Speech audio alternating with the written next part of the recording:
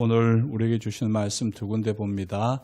예레미야 20장 14절 15절 말씀. 먼저 예레미야 20장 14절 15절 말씀 앞에 나와 있는 PPT를 가지고 함께 봉독하겠습니다. 내 생일이 저주를 받았다면, 나의 어머니가 나를 낳던 날이 복이 없었다면,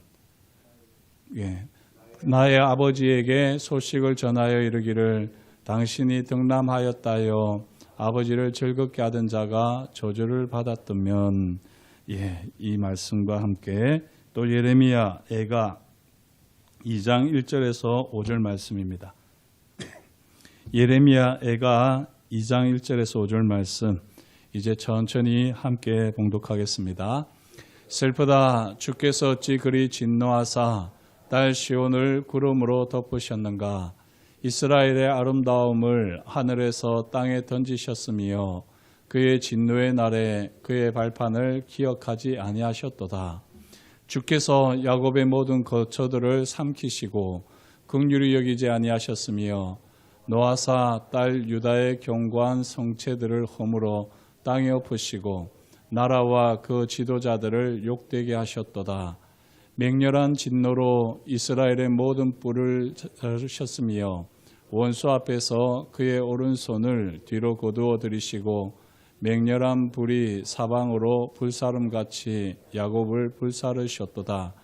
원수같이 그의 활을 당기고 대적처럼 그의 오른손을 들고 서서 눈에 드는 아름다운 모든 사람을 죽이셨으며 딸 시온의 장막에 그의 노를 불처럼 쏟으셨도다. 주께서 원수같이 되어 이스라엘을 삼키셨으며 그 모든 궁궐들을 삼키셨고 견고한 성들을 무너뜨리사 딸 유다의 근심과 애통을 더하셨도다. 아멘. 오늘 예레미야 말씀과 예레미야 애가 말씀을 함께 보았습니다. 우리가 자세하게 보지는 않겠지만 예레미야는 자기의 생일을 저주하고 있습니다. 욥도 자기의 생일을 저주했는데요. 아마 예레미야는 자기의 생일을 저주하면서 욥과 같은 심정으로 자기의 생일을 저주했겠지요. 이 자기의 생일을 저주하는 것이 무엇인지 우리가 오늘 한번 생각해 볼 것이고, 또한 이 예레미야는 예레미야 애가에서 하나님의 성전이, 예루살렘 성전이 무너지는 것을 보면서요, 아주 자세하게 묘사를 하고 있습니다. 그 묘사 속에는 여러 가지 이 심리가 복합적으로 녹아 있는데요. 하나님께서 왜 하나님의 영광의 처소인 예루살렘 성전을 무너뜨리는 것을 보고 계실까, 허용하실까 의문도 있고, 그리고 하나님의 성전이 무너진 것에 대한 충격도 있고, 그러면서 예루살렘 성전과 함께 이스라엘 백성들을 보호해 주셔야 할 하나님이 어떻게 이스라엘 백성들을 이렇게 내버리셨는가 하는 분노도 있습니다. 그 외에도 여러 가지 감정들이 녹아 있는데요. 이제 이런 모든 감정들을 쏟아내고 있는 예레미야, 이것을 기억하면서 이제 오늘 말씀을 보면 좋겠습니다. 우리는 용서의 기술을 지금 하나하나씩 이제 알아가고 있는데, 이 대상에 따라 용서하는 법을 이제 저희가 보고 있습니다. 어제는 세 대상을 봤었습니다. 첫 번째 대상은 이제 부모님, 살아계시지 않는 부모님, 또는 이제 용서할 수 없는, 화해할 수 없는 그런 사람들을 우리가 어떻게 용서할 것인가, 볼 수 없어도 용서할 수 있다라고 말씀을 드렸습니다. 두 번째는 용서받는데 관심조차 없는 사람들, 그들을 어떻게 해야 됩니까? 우리가 용서를 선포할 수는 없지만 용서를 선포하기 위해서는 반드시 뭐가 있어야지 된다고요? 뉘우침이 있어야지 된다. 뉘우침이 있는 사람에게 우리가 용서를 선포할 수 있지, 뉘우치지 않는 사람에게 용서를 선포하는 것은요, 누워서 우리 얼굴에 위로 침 뱉는 것과 같습니다. 이렇게 뉘우치지 않는 사람들에게 용서를 선포할 수는 없다. 그건 어리석은 일이다. 그럼에도 불구하고 뉘우치지 않는 사람이라 할지라도 용서는 해야지 된다 하는 것이었고요. 그리고 세 번째가 무엇이었습니까? 누구를 용서하라? 자신을 용서하라. 어제도 좀 말씀을 하면서 미처 다 전하지는 못했는데, 이 자신을 용서하는 것이 사실은 용서의 기술의 핵심이라고 할 수 있습니다. 자신을 용서하지 않으면은 다른 사람을 용서하는 것은 어렵습니다. 그리고요, 자신을 용서하는 것은 가만히 생각해 보면 용서해야 되는 대상이 나이고, 그리고 용서를 해야 하는 사람이 용서의 주체도 나다. 이게 말이 됩니까? 내가 용서의 주체이기도 하고 용서의 대상이기도 하다. 이거는 사실은 인간이니까 가능하지 불가능한 일입니다. 그리고 어떻게 자기가 대상이면서 동시에 주체일 수 있느냐? 이거는 사실은 모순이기도 하고요. 이것은 신비이기도 합니다. 그래서 사실 자기 용서가 쉽지 않습니다. 자기 용서가 어렵습니다. 대신에 그것은 신비고요. 이 신비로서 자기 용서를 온전히 행하려고 하면 결국에는 우리는 하나님을 용서하는 데까지 나아갈 수밖에 없습니다. 그래서 오늘은 그 다음 자기 용서로 고민하는 사람, 자기 용서를 온전히 경험하고 싶어하는 사람, 그 사람들이 더 심층의 단계로 나아가게 되는데 그 두 대상이 뭐냐면 오늘 우리가 보게 되는 바로 괴물과 하나님을 용서하는 것입니다. 자, 괴물을 용서한다. 이거 말 자체가 벌써 쉽지 않은데요. 괴물들은 어떤 사람들이겠습니까? 사악한 사람들이죠. 딱 생긴 것부터 시작해가지고 말하는 거나 행동하는 것 자체가 저 인간은 도저히 용서할 수 없는 인간이다. 저지른 악을 보면 도저히 저 인간은 용서할 수 없는 인간이다.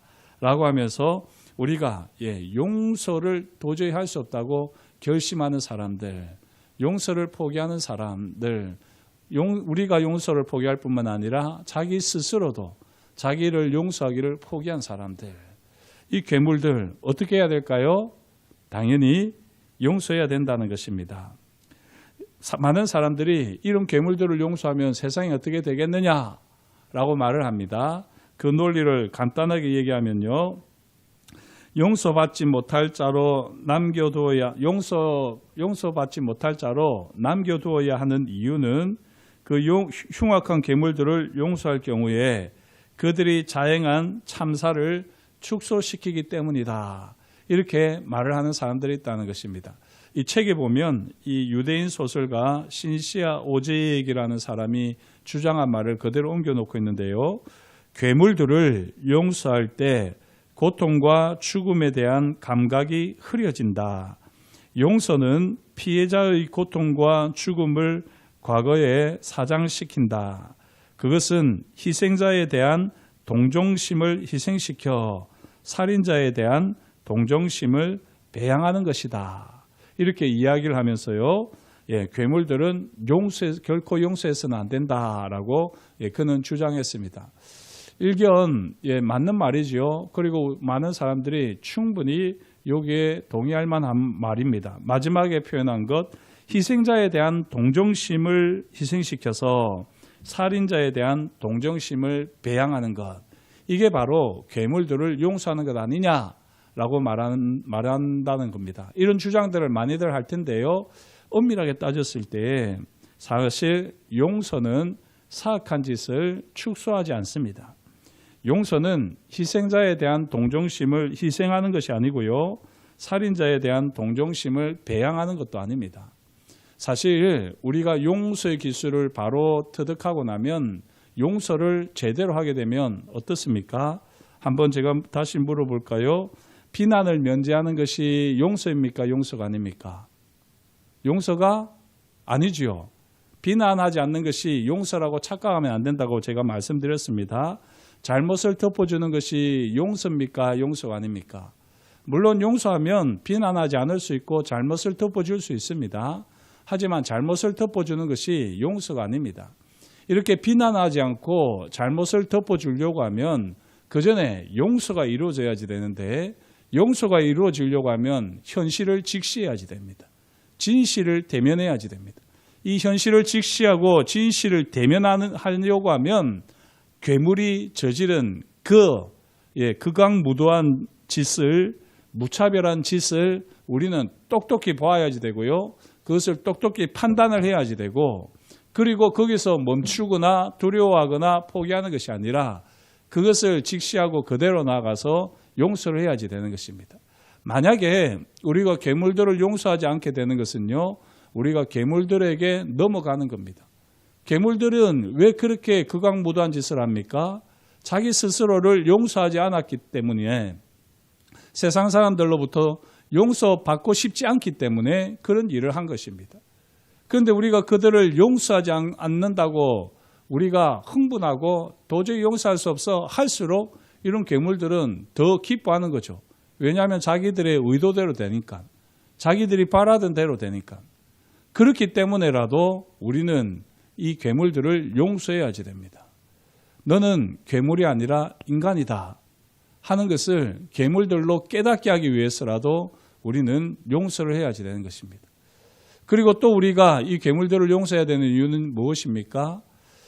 괴물을 징벌하는 것에 너무 초점이 맞춰져 가지고 정말 상처를 입은 피해자, 그 피해자를 돌아보고 그 피해자를 우리가 보호해야 되는 것은 놓치는 경우가 참 많습니다. 이 괴물을 용서하지 않는 것, 대단히 의로운 일처럼 보이지만요, 그렇게 하면서 이 괴물을 비판하고 비난하고 그렇게 하면서 계속해서 사실은 괴물이 이야기될 때마다 피해자의 피해도 계속해서 또 올려야 됩니다. 이렇게 되면 피해자가 얼마나 아픕니까? 괴물을 용서하지 않는 만큼 피해자도 계속해서 피해자로 남아야 됩니다. 그래서 사실은 용서를 통해서 괴물은 인간인 것을 이제 선언해야 되고, 또한 동시에 피해자가 더 이상 피해의 늪에 빠져 있지 않도록, 피해의 감옥에 있지 않도록 우리는 피해자가 스스로 용서할 수 있도록, 그래서 새로운 미래를 열어갈 수 있도록 우리는 괴물들을 용서해야지 됩니다. 물론 쉬운 일은 아니죠. 그러나 이 용서의 기술을, 용서를 우리가 바로 알고 있으면은 결국에는 괴물들을 용서하는 것이 최고의 징벌이고, 그리고 괴물들을 용서하는 것이 사실은 그 모든 상처를 가장 잘 극복할 수 있는 최고의 방법이라는 것입니다. 물론 이것도 쉬운 일은 아닙니다. 그래서 우리는 결국에는 용서의 문제를 놓고 보면 제일 끝에서는 하나님을 용서하느냐 용서하지 않느냐 하는 문제에 봉착하게 됩니다. 하나님을 우리는 용서해야 되죠. 이 하나님을 감히 용서한다는 것, 이게 가능한 일인가, 또 그걸 우리가 말할 수 있는가라는 고민부터 사실은 하게 됩니다. 전능하신 하나님을 어떻게 피조물이 용서하니만이 말할 수 있느냐. 그런데요, 성경을 보면 알 수 있듯이, 지금 예레미야를 보면 알 수 있듯이 하나님께서는 우리가 하나님을 향해서 짜증 부리는 것을 하나님은 묵묵히 받으시죠. 하나님은 우리가 화내는 것을 받으십니다. 그리고 하나님께서는 우리가 하나님을 용서하는 것을 받아들이십니다. 감히 네가 뭐라고 나를 용서하니만이 말해, 이렇게 하나님은 하시는 적이 한 번도 없습니다. 하나님은 우리가 상처 가운데 있을 때, 고통 가운데 있을 때 그 모든 것을 하나님 탓으로 돌리더라도 왜 내 탓이야? 라고 한 번도 따지고 들지 않으십니다. 하나님은 모든 것을 다 묵묵히 받으시고요. 그리고 우리가 하나님을 용서한다고 말을 할 때 하나님은 그 용서를 기쁘게 받으십니다. 그러면서요, 결국에는 하나님이 우리를 용서하시는 것을 깨닫게 해주시는 겁니다. 우리가 하나님을 용서함으로써 사실은 하나님이 우리를 진짜 용서하신 거였구나. 내가 하나님을 용서한 것이 아니라 하나님이 나를 용서하셨구나. 이걸 깨닫게 되는 겁니다. 이 경험이 있으면 이제 우리가 용서의 대상들에 대해서 조금 더 제대로 된 이제 이 시각을 가지게 되고 또 마음 자세를 가질 수가 있는 것입니다. 하나님과 화해하는 법이 용서의 기술의 핵심이다 할 수 있는데요. 이 유대인 재봉사가 이런 기도를 했답니다. 하나님 아버지, 저는 옷감을 좀 빼돌리고 옷을 만들고 할 때도 내가 많은 이익을 챙겼습니다. 그런데 하나님은 어린아기들이 죽는 것도 내버려 두시지 않았나요? 그래서 하나님께 거래를 제안하겠습니다. 만일 하나님께서 제 자신의 작은 죄들을 눈감아 주시면 저는 하나님의 큰 죄들을 눈감아 주겠습니다. 이렇게 기도했다는 것입니다. 하나님께서 이런 기도를 들으실까요? 네, 들으십니다. 아주 유치하지만 우리가 하는 기도들이 대부분 이런 기도입니다. 하나님을 용서할 수 없다 하는 이 기도들. 하나님께서는 나는 하나님 앞에 지은 죄가 아주 사소한 죄지만 하나님은 내 인생에 큰 죄를 지으셨다. 나는 하나님을 용서할 수 없다. 라면서 우리는 하나님하고 가끔 씨름하기도 합니다. 유대랍비 헤롤드 쿠시너라는 분이 있는데요. 그의 15살 된 아들은 급속 조로증에 걸려가지고 천천히 죽어갔습니다. 아니 천천히도 아니죠. 급속 조로증이니까 그렇게 눈앞에서 죽어갔습니다. 그런 아들의 고통을 보면서도요. 그는 선한 사람에게 나쁜 일이 발생하는 것은 하나님의 잘못이 아니다. 왜 선한 사람들에게 악한 일이 일어나는가, 나쁜 일이 일어나는가라는 책을 썼는데 그 결론으로 선한 사람들에게 나쁜 일이 발생하는 것은 하나님의 잘못이 아니다라고 말을 했습니다. 그럼에도 불구하고 우리는 사실 항상 하나님의 탓을 하기도 합니다. 자, 그래서 사실 하나님을 용서한다고 할 때는요, 이 세 가지 이제 과정을 거치는데 하나님을 용서한다고 할 때 제일 먼저는 내가 하나님께 부당하고 깊은 상처를 받았다라고 느끼는 것이죠. 그렇게 생각을 하는 것입니다. 이 책 내용 중에 보면 재밌는 이야기가 나오는데요. 뭐 재밌다고 표현해야 될지는 모르겠지만 존 업다이크라고 하는 분이 레비런 달려라 토끼라고 하는 이런 소설을 썼는데 그 소설에 보면 이런 장면이 있다고 합니다. 주인공이 어느 날 밤에 아내와 크게 다투어요. 그렇게 다투다 보니까 홧김에 이제 문을 꽝 박차고는 나갔습니다. 그런데 집에 아기와 함께 남아있던 아내가 또 화가 나니까 홧김에 술을 막 먹었습니다. 그렇게 술을 흥청망청 먹고 나서는요. 그래도 아기는 씻게 되지 않겠나 해가지고 욕조에 물을 받고는 이제 아기를 물에 담그고 비누칠을 했는데 아프사 이 비누칠을 어떻게 했는지 아기를 아무리 잡으려고 해도 아기가 손에 잡히지가 않는 겁니다. 소설입니다. 실제 이야기가 아니라. 그래서 잡히지가 않아서 결국에는 이 아기가 욕조에서 익사해 버립니다. 그리고 남편이 이제 화를 조금 가라앉히고 집에 와서 보니까 이거는 놀라운 일이, 충격적인 일이 발생한 거죠. 깜짝 놀라가지고는 욕조에 있는 아기를 보고는 깜짝 놀라가지고는 그 욕조에 이 뚜껑, 그 뚜껑을 쫙 욕조의 마개를 뽑아버립니다. 그러면서 이 남자 주인공이 하는 말이 뭐냐면 이렇게 간단한데 하나님은 그렇게 강한 능력을 갖고 있으면서 우리 아기를 위해 아무것도 하지 않았어. 그 작은 물마개조차 뽑아주시지 않았어. 이렇게 이야기하더라는 겁니다. 소설의 한 장면이지만요. 가만히 생각해 보면 이럴 때가 우리 너무 많지 않습니까? 그 물마개를 뽑지 않은 것 하나님께서 정말 뽑지 않아 주신 겁니까? 물론 우리는 그렇게 하나님을 향해서 원망할 때가 참 많습니다. 그런데 가만히 보면 이 참 어처구니 없고 정말 우습기까지 한 이 사람의 분노, 하나님을 향한 분노, 이런 분노를 우리가 할 때가 얼마나 많습니까? 손을 옷에다가 닦든지 그렇게 해가지고 물마개를 뽑으면 될 텐데 그게 그렇게 술을 많이 먹고 해서 생각이 나지 않는 거잖아요.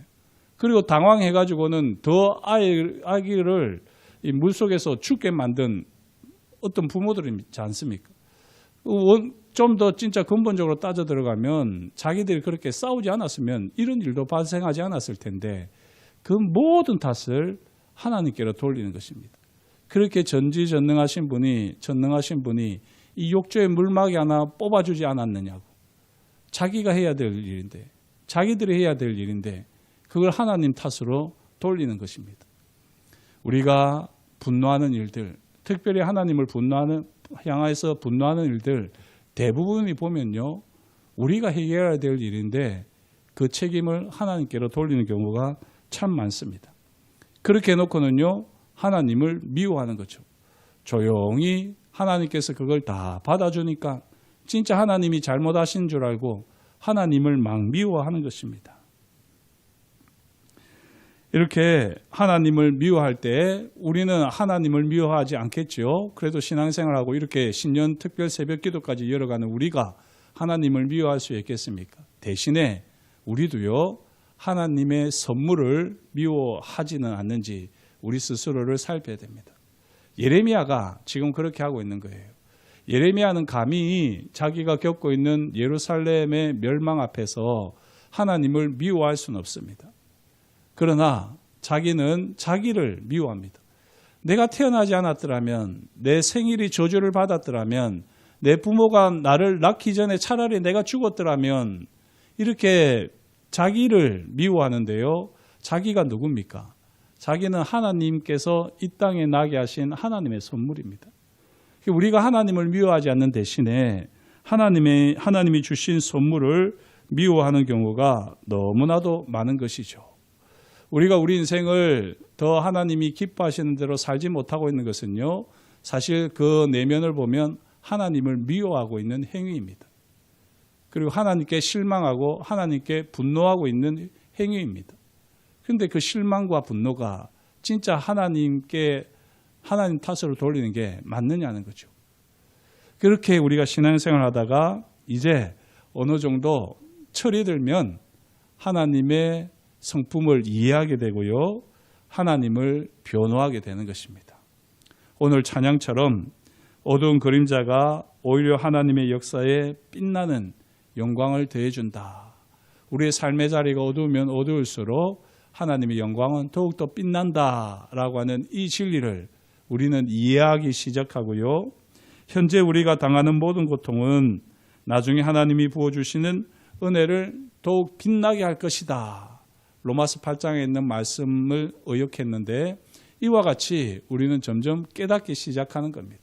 그러면서 하나님 탓으로 돌렸던 것들을 조금 더 정직하게 바라보기 시작하고 하나님을 향한 분노, 미움, 이 모든 것들도 조금씩 감정이 추스러들기 시작하고 그러면서 우리는 하나님을 이해하고 하나님께서 내 고통 가운데 함께 하시고 하나님께서 나의 모든 것들을 다 받아주셨구나라고 깨닫게 될 때가 온다는 것입니다. 유대인 소설가요, 인권운동가인 엘리 위젤이라고 하는 분이 자기 체험담을 소설로 만들어서 나이트, 밤이라고 하는 소설을 썼다고 해요. 그 소설 내용 중에 보면 이런 내용이 있습니다. 이제 아우슈비츠 수용소처럼 이 독일이 만들어 놓은 유대인 수용소에 갇혀 있었는데 그때 이제 3명을 처형하는 장면이었습니다. 이 3명이 사형수가 사슬에 묶여서 이제 처형장에서 죽기를 기다리고 있는데요. 그 중에는 슬픈 천사의 눈을 가진 어린 소년도 있었다는 것입니다. 그래서 이제 때가 되어가지고 이 3명이 형장의 이슬로 이렇게 사라지기 전에 올가미 앞에 있다가 목에 올가미를 걸게 됩니다. 그리고 의자를 걷어차게 되고요. 그렇게 걷어차게 되었을 때 어른 2명은 바로 목이 졸려서 거기서 죽습니다. 그런데 이 아이는 몸이 가벼우니까 죽지 않는 거예요. 올가미가 이 목을 조르고 있고 그런데 이 몸이 가벼우니까 이 아이가 계속 살려고 바둥바둥 하는 겁니다.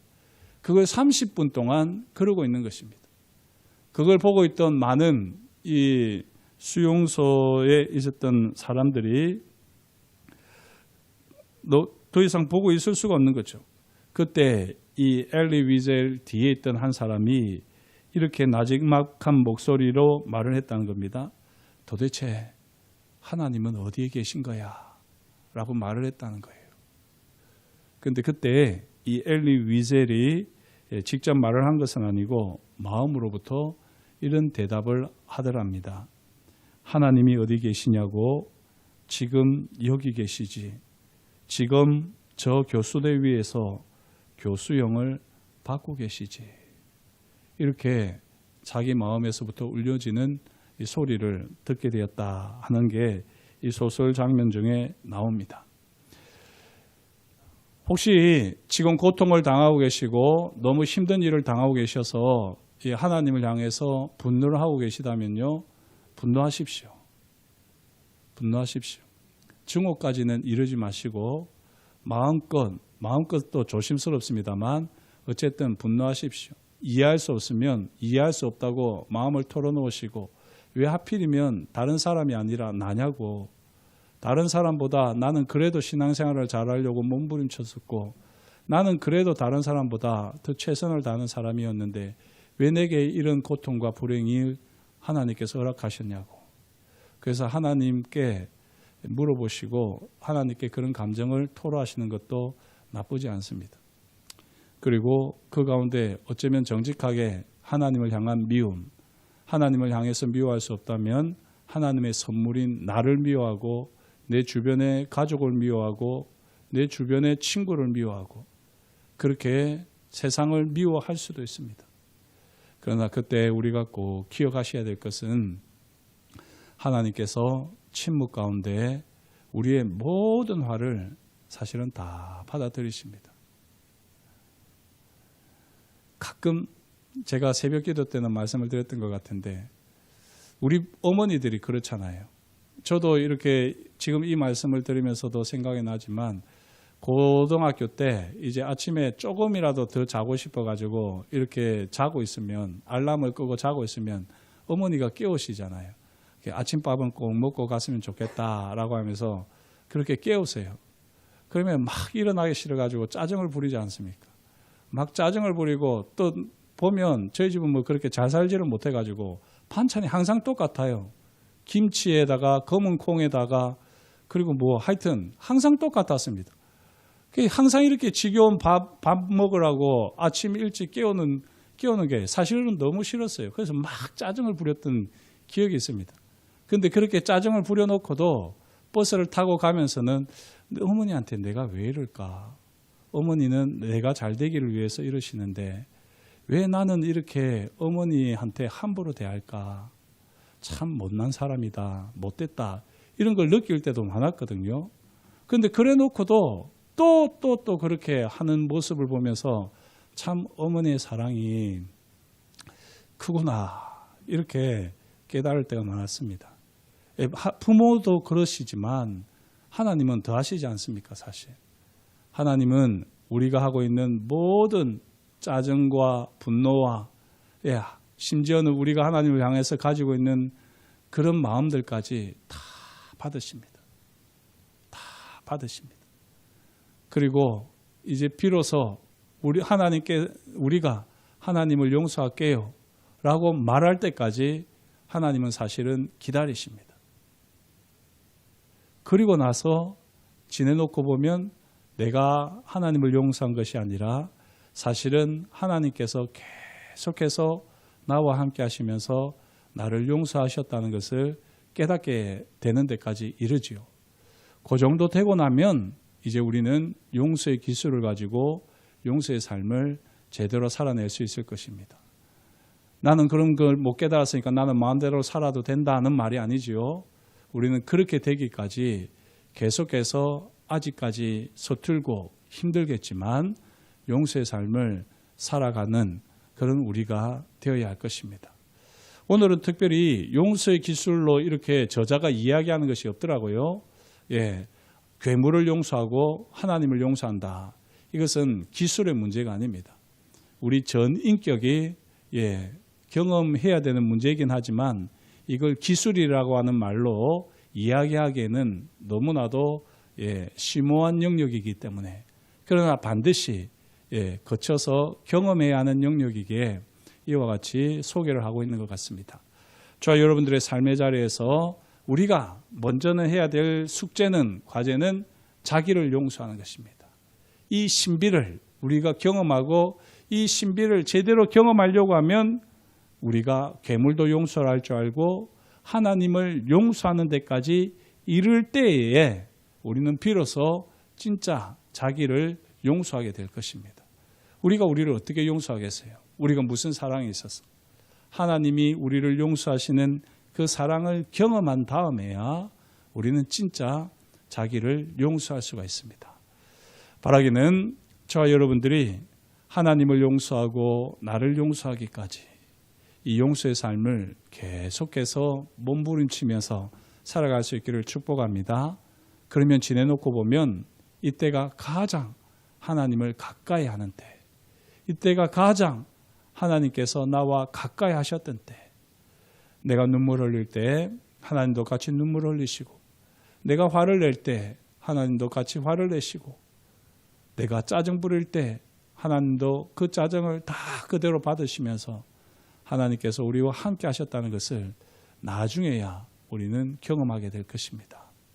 저희 여러분들이 이 용서의 사람으로 더욱더 하나님 앞에서 아름답게 빚어지시는 매일매일이 되어지시기를 주의 이름으로 축복합니다. 기도하겠습니다. 하나님 아버지, 오늘도 주님께서 우리에게 말씀하여 주시니 감사합니다. 우리가 우리 자신을 용서하는 것 당연히 해야 될 일이고 또 우리가 해야 할 평생의 숙제인 줄 알고 있습니다. 그러나 이것이 어렵다고 해서 우리가 포기하지 않게 하시고 미루지 않게 하여 주시고 오늘 당장 나 자신을 정직하게 바라보게 하시고 또 나 자신을 용서하기 위해서 몸부림치게 하여 주옵소서. 그런 가운데에 우리 주변에 있는 괴물들, 또 심지어는 하나님을 향해서 가지고 있었던 분노와 미움, 이 모든 것들을 다 주님의 십자가 앞에 내어놓게 하시고 하나님께서 우리를 끝까지 받아주시고 우리의 분노의 현장, 우리의 상처의 현장, 우리의 슬픔의 현장에 하나님께서 함께 하시는 것을 더 생생하게 경험하는 우리가 되어지게 하여 주옵소서. 그렇게 하나님의 용서를 경험함으로써 나 자신을 온전히 용서하기까지 하나님께서 우리를 다듬어 가시고 우리와 동행하실 것을 인하여 감사를 드리오며 예수님의 이름으로 기도드립니다. 아멘.